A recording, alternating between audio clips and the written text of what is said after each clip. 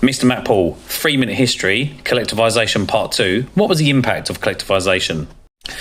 Really, the impact and consequences of collectivisation range from the magnificent in terms of the sheer progress the Soviet Union made.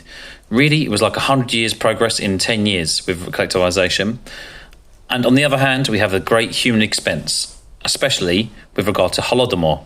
Holodomor is an event which happened in the Ukraine. It was a huge famine where millions of people died. Now, the exact numbers are debated by historians.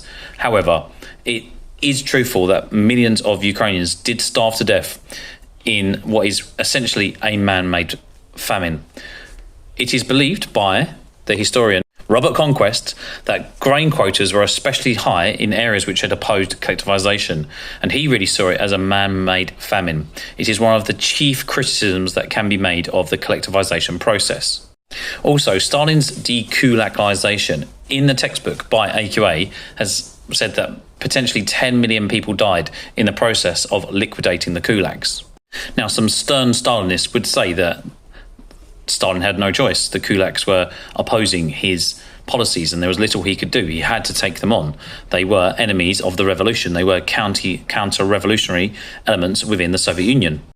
Also, there was a great urban shift with dekulakization. So around 19 million peasants moved from the countryside to the cities or towns to work. So this was a massive urban change. So again, it was enormous progress. A similar thing happened in the Industrial Revolution in Britain, just without any of the hostility and violence. Here are some examples of the propaganda which was spread about kulaks and how terrible they were. It was, of course, complete victimization. Essentially, critics of Stalinism or of the Stalinist regime would say that this was a massive part of dehumanization of the kulak class. It's also important to remember that only 4% of the peasants were actually kulaks, whilst 15% of them were effectively punished for being a kulak when they couldn't have all been kulaks.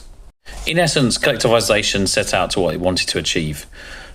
Grain quotas, which were exported abroad, and this enabled the 5-year plans to progress. So in that regard, it's a thumbs up, job achieved.